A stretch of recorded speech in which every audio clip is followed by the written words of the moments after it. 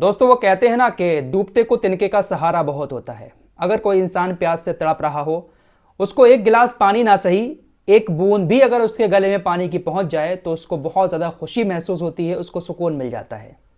कुछ ऐसा ही हाल इस वक्त गाज़ा के लोगों का है। गाज़ा के लोगों के ऊपर इस वक्त जो मुसीबत आई हुई है, उनको तिनके का सहारा भी बहुत ज़्यादा लग रहा है। एक बूंद पानी भी उनको बहुत ज़्यादा खुशी महसूस करवा रहा है। कल की वीडियो में ही मैंने आप लोगों को बताया था कि गाज़ा के हालात इतने ज़्यादा ख़राब है कि उनको रोज़ाना 100 ट्रक मदद की ज़रूरत है। ऐसे में तकरीबन 300 से 400 ट्रक मिस्र के अंदर खड़े हुए हैं रफ़ा बॉर्डर पर, लेकिन उनको आने की इजाज़त इजराइल नहीं दे रहा है। फ़िलहाल कल इजाज़त मिली थी 20 ट्रक को लाने की। 20 ट्रक गाज़ा के अंदर आ चुके हैं। इन 20 ट्रकों में से एक ट्रक सिर्फ ताबूत से भरा हुआ है। गाज़ा के अंदर इतनी ज़्यादा लाशें गिर चुकी हैं कि ताबूत भी ख़त्म हो गए हैं, तो एक ट्रक सिर्फ ताबूत से भरकर आया है। बाकी जो 19 ट्रक हैं उसमें दवाएं और दूसरी सामग्री है। अभी भी सैकड़ों ट्रक मिस्र के बॉर्डर पर खड़े हुए हैं, लेकिन इजराइल उसको आने की इजाज़त नहीं दे रहा है। वर्ल्ड फूड प्रोग्राम और दुनिया के मानवाधिकार संगठनों का कहना है कि इन 20 ट्रक से गाज़ा के लोगों का कुछ नहीं होने वाला है। गाज़ा के लोगों को रोज़ाना तकरीबन 100 ट्रक मदद की ज़रूरत है। WHO ने जानकारी दी है कि जो 20 ट्रक गाज़ा के अंदर पहुंचे हैं, इसमें 1200 लोगों के लिए दवाई और कुछ ज़रूरी सामान हैं। इसमें 235 घायलों के लिए पोर्टेबल ट्रामा बैग हैं, 1500 लोगों के लिए क्रॉनिक डिसीज़ मेडिसिन और 3 लाख लोगों के लिए 3 महीने के लिए बेसिक ज़रूरी दवाएं हैं। तो 20 ट्रक गाज़ा के अंदर पहुँचे, उसको देखने के बाद वहाँ के लोगों के चेहरे खिल उठे, क्योंकि सब कुछ ख़त्म हो गया है। वहाँ पर दवाई की एक एक गोली को वहाँ के लोग तरस रहे हैं। तो जब 20 ट्रक वहाँ पर पहुँचे तो लोगों के चेहरे खिल उठे, लोग खुशी के मारे नारे लगाने लगे। बहुत सारी तस्वीरें सामने आईं। एक तरह से गाज़ा के लोगों के लिए ये मदद जश्न मनाने का छोटा सा मौका लेकर आई। फिलहाल मिस्र के बॉर्डर पर जो 200 ट्रक खड़े हैं, जिसमें 3000 टन सामान मौजूद है, इजराइल उनको गाज़ा के अंदर आने इसलिए नहीं दे रहा है क्योंकि इजराइल का कहना है कि हमारी एक शर्त है, हमास ने जिन लोगों को बंधक बनाया है इजराइल के, उनको जल्द से जल्द रिहा कर दे। हमास उन बंधकों को रिहा कर देगा, हम इन ट्रकों को गाज़ा में आने की इजाज़त दे देंगे। तो ये शर्त इजराइल ने हमास के सामने रखी है। जब तक हमास उन लोगों को रिहा नहीं करेगा, मदद गाज़ा के अंदर नहीं आएगी। इजराइल की इसी सख्ती के बीच एक भारतीय कंपनी ने इजराइल को बड़ा अल्टीमेटम दे दिया है। जी हाँ, भारतीय कंपनी ने एक बड़ी चेतावनी दी है इजराइल को कि जल्द से जल्द इजराइल 25 लाख लोगों की ज़िंदगी फिर से बहाल करे और ये जो प्रतिबंध लगाए हैं खाने पीने पर, उनको जल्द से जल्द खाना मुहैया कराया जाए। गाज़ा और फिलिस्तीन के लोगों को खाना पानी मुहैया करा के जल्द से जल्द शांति बहाली की जाए। कौन सी है ये भारतीय कंपनी और इसने आखिर इजराइल को अल्टीमेटम क्यों दिया है?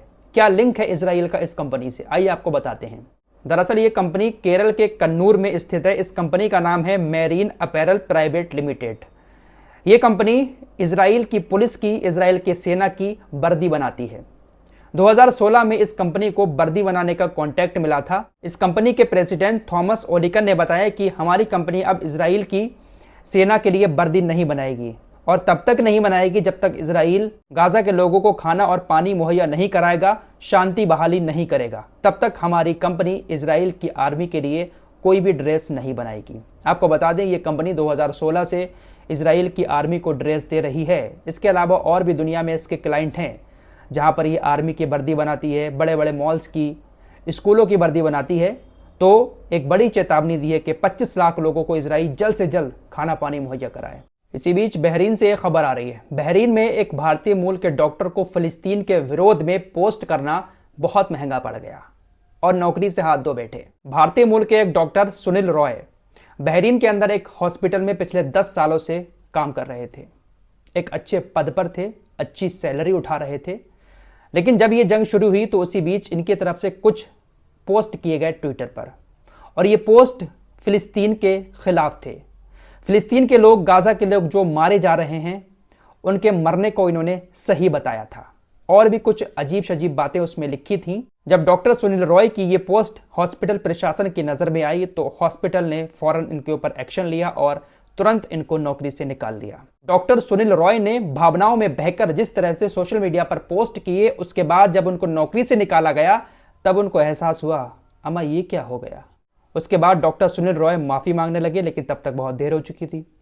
डॉक्टर सुनील रॉय ने माफ़ी मांगते हुए लिखा कि वर्तमान घटना के संदर्भ में मेरा पोस्ट संवेदनशील था, यानी बहुत ज़्यादा गलत था। एक डॉक्टर के रूप में सभी का जीवन मायने रखता है। मैं बहरीन, यहाँ के लोगों और उनके धर्म का गहराई से सम्मान करता हूँ, क्योंकि मैं पिछले 10 वर्षों से यहाँ रह रहा हूँ। लेकिन इसके बावजूद भी उन्होंने खुले तौर पर नफरती बातें फ़िलिस्तीनियों के खिलाफ लिखी। जो आम लोग मारे गए हैं उनको भी सही ठहराया, जिसके बाद इनको अपनी अच्छी खासी लाखों रुपए की नौकरी से हाथ धोना पड़ गया।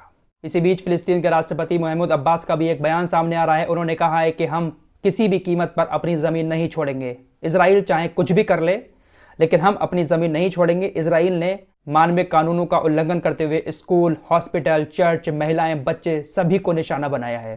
फिलहाल हमास ने जिन लोगों को बंधक बना रखा है उसमें से आज 2 अमेरिकी नागरिकों को रिहा किया है। माँ और बेटी हैं ये, जिनको हमास ने आज आज़ाद कर दिया। फिलहाल हमास कुछ तस्वीरें जारी कर रहा है इन बंधक बनाए लोगों की, जहां पर हमास इनका ट्रीटमेंट करता हुआ भी नजर आ रहा है। बंधक बनाए हुए कुछ लोगों की ऐसी वीडियोस भी जारी कर रहा है हमास, जहां पर लोग हमास की तारीफ कर रहे हैं कि हमास हमारी बहुत ज़्यादा अच्छे से देखभाल कर रहा है।